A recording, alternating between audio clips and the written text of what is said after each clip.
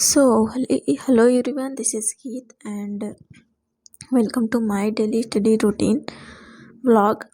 And जैसा कि आप सबको पता होगा, बिहार में जो 7th फेज की वैकेंसी आई है टीचर की, उसमें सारे स्टेट को, अदर स्टेट को भी अलाउ कर दिया है। देन आई डिसाइडेड कि मुझे भी इसकी प्रिपरेशन स्टार्ट करनी चाहिए।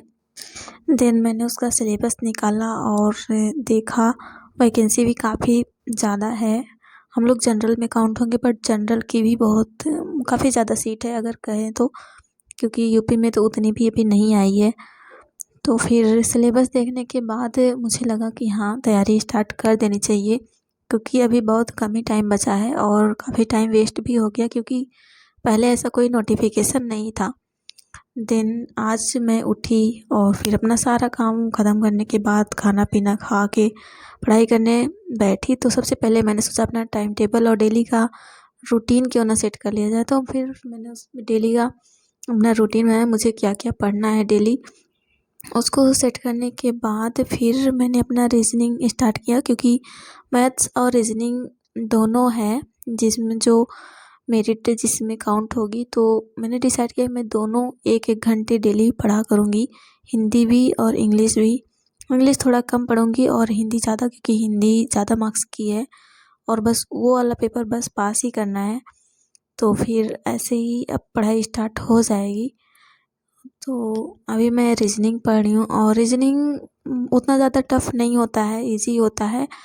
बस एक बार सारे चैप्टर्स को पढ़ लूँगी, उसके बाद बस प्रैक्टिस ही करूँगी। और मैं जितना कोशिश करूँगी कि एक दिन में 2 चैप्टर 3 चैप्टर 1 घंटे में जितना चैप्टर मैं कवर कर पाऊँगी उतना करूँगी। और इसके पीछे की जो एक्सरसाइज दी हुई, जितना क्वेश्चन नहीं रहता उससे ज़्यादा एक्सरसाइज में क्वेश्चन रहता है, तो उसको करूँगी तो उससे मुझे ज़्यादा बेनिफिट होगा। और आप भी बताइएगा। और ये अरिहंत की बुक से मैं पढ़ रही हूँ। आप लोग बताइएगा, आप लोग कौन सी बुक से स्टार्ट कर दिए हैं और कितने भाई बहन यूपी के हैं जो अभी स्टार्ट नहीं किए हैं। और अगर आपने अभी तक नहीं किया है तो आप लोग जल्दी से कर लीजिए, और बहुत ही कम टाइम है, अगस्त में पेपर होगा इसका।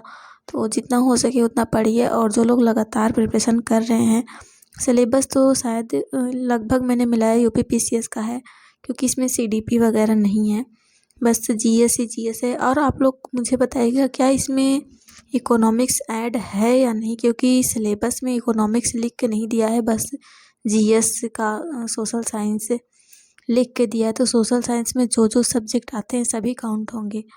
तो ये मुझे समझना, इकोनॉमिक्स पढ़ें या नहीं पढ़ें, तो इसको आप लोग मुझे बताइएगा।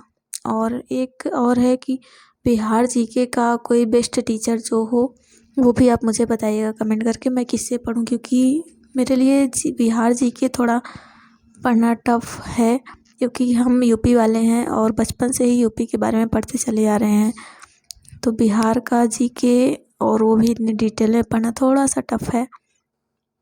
देन उसको रीजनिंग करने के बाद फिर मैंने अपना हिस्ट्री किया है, क्योंकि इंडियन नेशनल मूवमेंट जो है वो पार्ट अलग से कर दिया है। तो ये वाला पार्ट जो था ये मेरे अगले वाले सिलेबस से मैच हो रहा है। मतलब ये मैं हिस्ट्री काफ़ी दिन से पढ़ना स्टार्ट कर 21 डेज़ चैलेंज वाले में मेरे था, तो आधा कवर हो गया है। और फिर इसको कंप्लीट करने के बाद तब मैं कुछ पूर्वावलोकन वगैरह से क्वेश्चन सॉल्व करूँगी। पहले मैं इससे कर ले रही हूँ, उसके बाद फिर प्रैक्टिस करूँगी। और चलिए पढ़ लेते हैं इकोनॉमिक्स हिस्ट्री। और हिस्ट्री में एक क्वेश्चन है, मैं आप लोग से अब डेली एक क्वेश्चन किया करूँगी, और आप लोगों ने उसका उत्तर ज़रूर देना है कि मेरठ षड्यंत्र केस जो हुआ था वो कब हुआ था। इसका आंसर आप लोग मुझे कमेंट में दीजिएगा।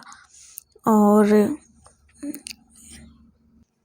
आप लोग बताइएगा, आप लोगों ने बिहार ये 7th फेज के लिए कौन कौन सी बुक ली है। मैंने तो कोई अभी स्पेशल बुक नहीं ली है, और अभी मैं पहले सिलेबस सोच रही हूँ अपने, और जो बुक है उससे कंप्लीट कर लूँ। देन और जो भी प्रैक्टिस वगैरह होगा मैं बाद में करूँगी।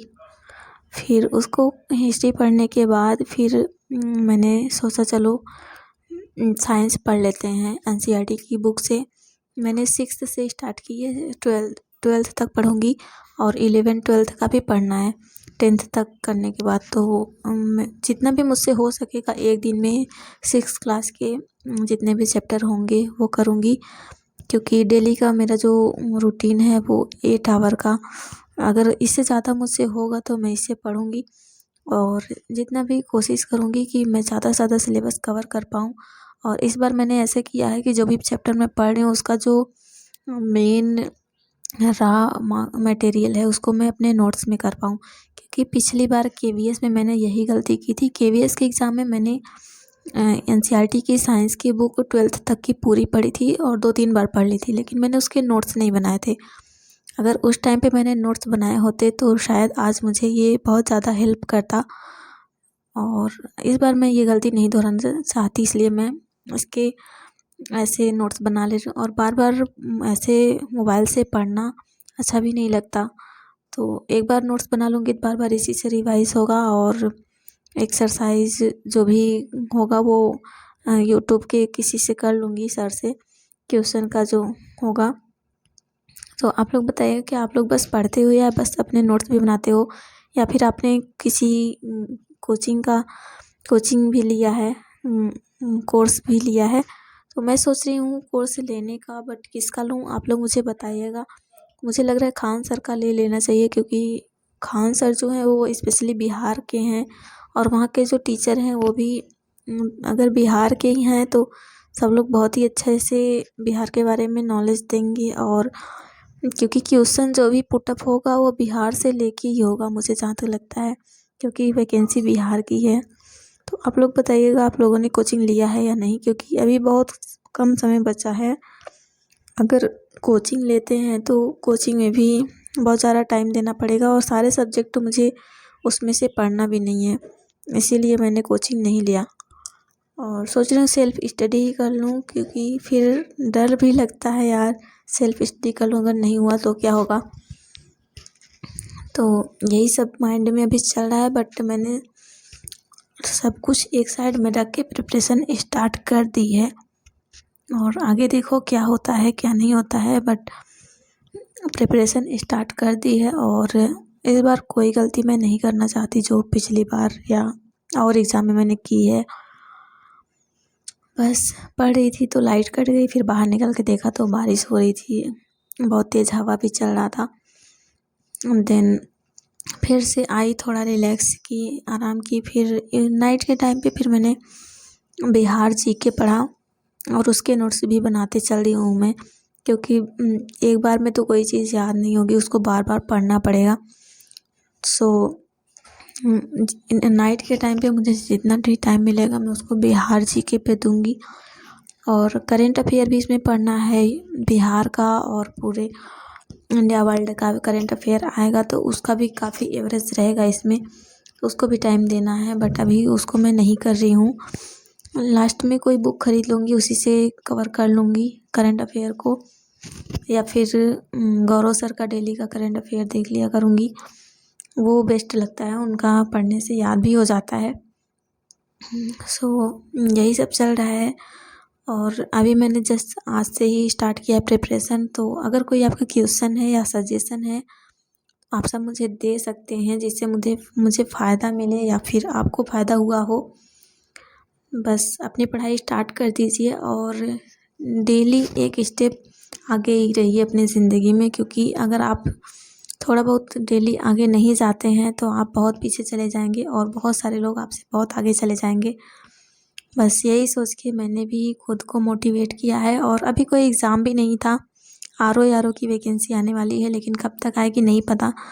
तो आएगा तो उसमें भी जीएस रहेगा और हिंदी वगैरह रहेगा, तो इसमें भी सब है, तो सेम प्रिपरेशन रहेगा, बस टाइम थोड़ा ज़्यादा देना पड़ेगा। बस यही सोच के मैंने प्रिपरेशन स्टार्ट कर दी है। और फ्रेंड्स मिलूँगी आपसे कल नेक्स्ट वीडियो में, और प्लीज़ मेरे वीडियोज़ को सब्सक्राइब करिएगा, लाइक करिएगा, शेयर करिएगा। अपना ध्यान रखिए, पढ़ाई करते रहिए।